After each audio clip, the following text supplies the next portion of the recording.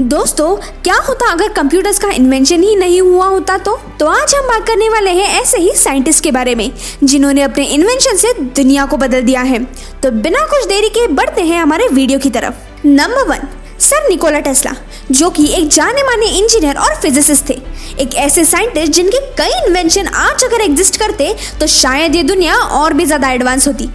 Nikola Tesla पहले ऐसे scientist थे जिन्होंने ऑल्टरनेट करंट मोटर का इन्वेंशन किया था और आज वही ऑल्टरनेटिंग करंट हमारी दुनिया को रोशन करता है।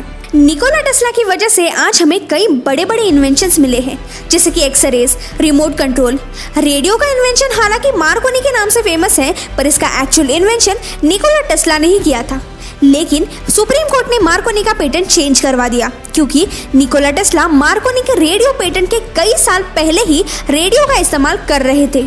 वैसे ही इलेक्ट्रिक बल्ब, जो कि हम सबको पता है कि थॉमस एडिसन ने इन्वेंट किया था, लेकिन बहुत कम लोगों को पता है कि इलेक्ट्रिक बल्ब का इन्वेंशन निकोला टेस्ला ने उनसे पहले ही किया था और एडिसन ने उनका ये रिसर्च चुराया था। निकोला टेस्ला की सोच काफी फ्यूचरिस्टिक थी। जब किसी को इंटरनेट का आइडिया भी नहीं था, तब निकोला टेस्ला ने वाईफाई, IoT, स्मार्टफोन जैसी चीजों को प्रेडिक्ट किया था।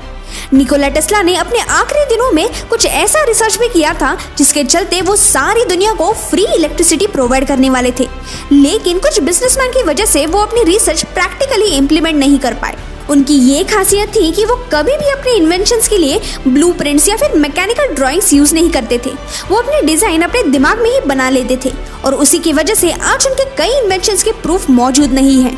नंबर 2, सर आइजैक न्यूटन, जो कि इतिहास के सबसे इन्फ्लुएंशियल साइंटिस्ट में से एक है। फिजिक्स, मैथमेटिक्स, एस्ट्रोनॉमी और केमिस्ट्री फील्ड के बड़े कंट्रीब्यूशन से सर आइजैक न्यूटन ने एक बहुत बड़ा साइंटिफिक रिवॉल्यूशन लाया है। 1665 में न्यूटन ने बाइनोमियल थ्योरम का इन्वेंशन किया था, जो कि आज कैलकुलस के नाम से जाना जाता है और सारे कॉलेजेस में आज भी पढ़ाया जाता है। न्यूटन का सबसे पॉपुलर इन्वेंशन, जो कि आज पूरी दुनिया जानती है, वो है गुरुत्वाकर्षण। अब इसकी खोज उन्होंने कैसे की थी ये तो सब जानते हैं, लेकिन फिर भी मैं बताती हूँ। न्यूटन अपने फैमिली फार्म में एक एप्पल के पेड़ के नीचे बैठे हुए थे। उस वक्त पेड़ से उनके सिर पर एक एप्पल गिरा और उनके दिमाग में ये सवाल आया कि वो एप्पल नीचे की तरफ ही क्यों गिरा, और यही सोचते हुए उन्होंने एक नए विज्ञान का खोज किया। कुछ सालों के रिसर्च के बाद न्यूटन ने ये बताया कि पृथ्वी में ग्रेविटी नाम की एक शक्ति है जो कि सारी चीजों को अपनी ओर खींचती है और ग्रेविटी की वजह से ही सारे प्लैनेट सूर्य के गोल गोल चक्कर लगाते हैं। इतना ही नहीं, न्यूटन ने 3 लॉ ऑफ मोशंस भी एक्सप्लेन किए थे, जो कि आज भी फिजिक्स स्टूडेंट्स को हर जगह यूज होते हैं। न्यूटन के इस महान इन्वेंशंस के चलते उन्होंने अपने थ्योरी से पूरे यूनिवर्स को एक्सप्लेन किया है। सर आइजैक न्यूटन के बारे में फन फैक्ट ये है कि जैसे आज हम इस पैंडेमिक की वजह से घर में बैठे हैं, उसी तरह न्यूटन भी प्लेग के कारण अपने घर में समय बिताते थे और उसी वक्त उन्होंने ग्रेविटी का खोज किया था। नंबर 3, एल्बर्ट आइंस्टाइन, एक ऐसी फेमस पर्सनालिटी जिसे आज पूरी दुनिया जानती है। एक सेल्समैन का बेटा जो आगे जाके इतिहास का सबसे मशहूर साइंटिस्ट बना। चाहे हमें फिजिक्स का P भी नहीं पता हो, लेकिन E=mc² ये हर कोई जानता है। एल्बर्ट आइंस्टाइन के कई मशहूर थ्योरीज हैं, जैसे कि quantum theory of light, special theory of relativity, general theory of relativity etcetera. Einstein की सबसे यूनिक और चौंकाने वाली थ्योरी है वेव पार्टिकल डुअलिटी थ्योरी, जिसमें उन्होंने ये बताया है कि लाइट का एक फोटोन, पार्टिकल और वेव इन दोनों स्टेट्स में एक ही साथ एग्जिस्ट करता है। यह थ्योरी उस टाइम काफी मशहूर हुई थी। एल्बर्ट आइंस्टाइन हमेशा आगे की सोच रखते थे। उनकी general theory of relativity discovery के 100 साल बाद भी आज कई साइंटिस्ट का दिमाग हिला कर देती है और आज इसी थ्योरी की वजह से ह्यूमंस ने black hole, space time curvature, expanding universe जैसी बड़ी खोजें की हैं। एल्बर्ट आइंस्टाइन को फोटो इलेक्ट्रिक इफेक्ट्स की थ्योरी के लिए 1921 में नोबेल प्राइज भी मिला था। और एल्बर्ट आइंस्टाइन से जुड़ा ये मजेदार फैक्ट शायद ही आपको पता होगा कि आइंस्टाइन को वायलिन बजाना बहुत पसंद था। वो 13 साल के थे तब से लेकर उनके लाइफ के आखिरी सालों तक वो हमेशा वायलिन प्ले करते थे। Number 4, Stephen Hawkins. हॉकिंग्स पहले ऐसे साइंटिस्ट थे जिन्होंने थ्योरी ऑफ कॉस्मोलॉजी सबके सामने लाई थी। स्टीफन हॉकिंग्स ने अपनी फर्स्ट बुक 1973 में पब्लिश की थी, जिसका नाम था the large scale structure of space and time. Black holes के बारे में उन्होंने एक ऐसी थ्योरी सामने लाई थी जिसमें ये कहा गया था कि ब्लैक होल्स अपने अंदर से रेडिएशन छोड़ते हैं। फिर उसके बाद ये थ्योरी काफी फेमस हुई थी और आज ये थ्योरी हॉकिंग्स रेडिएशन के नाम से जानी जाती है। स्टीफन हॉकिंग्स को एक बीमारी थी जिसका नाम था एमियोट्रोफिक लैटरल स्क्लेरोसिस। उन्हें ये बीमारी 21 साल की यंग एज में ही हुई थी और डॉक्टर्स ने कहा था कि ये सिर्फ 4 साल जिएंगे, पर उन्होंने इस बीमारी को एक फाइटर की तरह फेस किया और वो भी अगले 55 साल तक।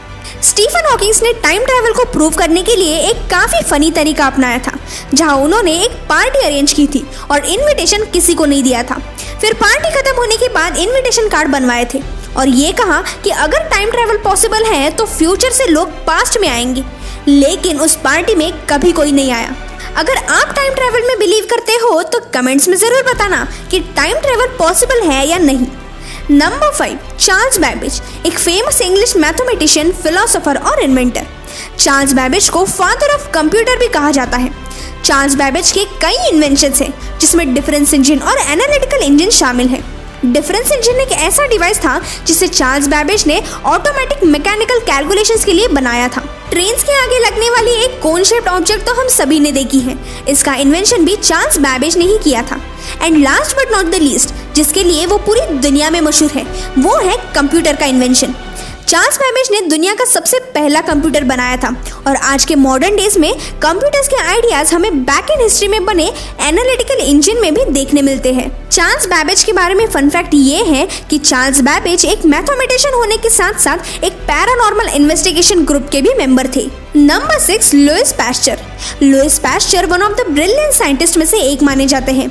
लुइस पैस्चर ने अपने कई इन्वेंशंस के थ्रू लाखों लोगों की जान बचाई है। उनके कामों की वजह से आज माइक्रोबायोलॉजी फील्ड को काफी बूस्ट मिला है। लुइस पैस्चर अपने पैस्चराइजेशन की स्टडी के लिए बहुत जाने जाते हैं।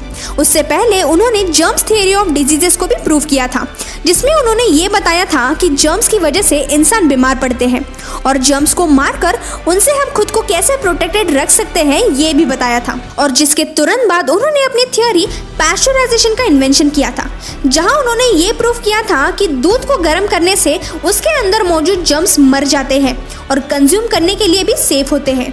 लुइस पैस्चर ने जर्म्स से लड़ने के लिए कई वैक्सीन्स भी प्रोड्यूस की थी। इतना ही नहीं, उन्होंने अपना इंस्टीट्यूट भी ओपन किया था जिसका नाम था पैस्चर इंस्टीट्यूट, जहां वो अपने सारे रिसर्च कंडक्ट किया करते थे। और आज पैस्चर इंस्टीट्यूट दुनिया की लीडिंग रिसर्च सेंटर्स में से एक है। इस इंस्टीट्यूट में 100 रिसर्च यूनिट्स हैं और 500 परमानेंट साइंटिस्ट हैं जो कि दुनिया के कई डिजीज के वैक्सीन्स बनाते हैं। इतना ही नहीं, लुइस पैस्चर पहले ऐसे साइंटिस्ट थे जिन्होंने रैबीज, जो कि जानवरों के काटने से इंसानों को ये बीमारी हुआ करती थी, उस पर वैक्सीन निकाला था। नंबर 7, मैरी क्यूरी, एक ऐसी विमेन जो मॉडर्न साइंस की दुनिया की आइकॉन बन चुकी है। मैरी क्यूरी इतिहास के सबसे मशहूर महिलाओं में से एक है जिन्होंने साइंस और केमिस्ट्री के फील्ड में बहुत बड़ा योगदान दिया है। मैरी क्यूरी ने कई बड़े बड़े डिस्कवरीज किए हैं, जिसमें रेडियम और पोलोनियम जैसे रेयर मेटल शामिल हैं। रेडिएशन के फील्ड में मैरी क्यूरी ने अपनी पूरी लाइफ रिसर्च किया है और इसी के चलते आज हम कई बीमारियों का इलाज कर सकते हैं। मॉडर्न मेडिकल साइंस में मैरी क्यूरी के इन्वेंशंस काफी हेल्पफुल रहे हैं। मैरी क्यूरी ने रेडियोलॉजी के फील्ड में भी काफी रिसर्च किया था। वर्ल्ड वॉर 1 में मैरी क्यूरी ने वुंडेड सोल्जर्स को क्योर करने के लिए रेडियोलॉजिकल कार्स भी बनवाई थी, जिसकी मदद से बैटलफील्ड सर्जन्स उन सोल्जर्स को एक्यूरेटली ट्रीट कर पाते थे। मैरी क्यूरी दुनिया की पहली ऐसी महिला थी जिन्हें नोबेल प्राइज मिला था और अकेले ऐसे व्यक्ति है जिन्हें साइंस और केमिस्ट्री 2 अलग अलग फील्ड्स में नोबेल प्राइज मिला है। आपको ये वीडियो कैसा लगा ये कमेंट्स में जरूर बताना। तो मिलते हैं अगले वीडियो में, तब तक के लिए बाय बाय।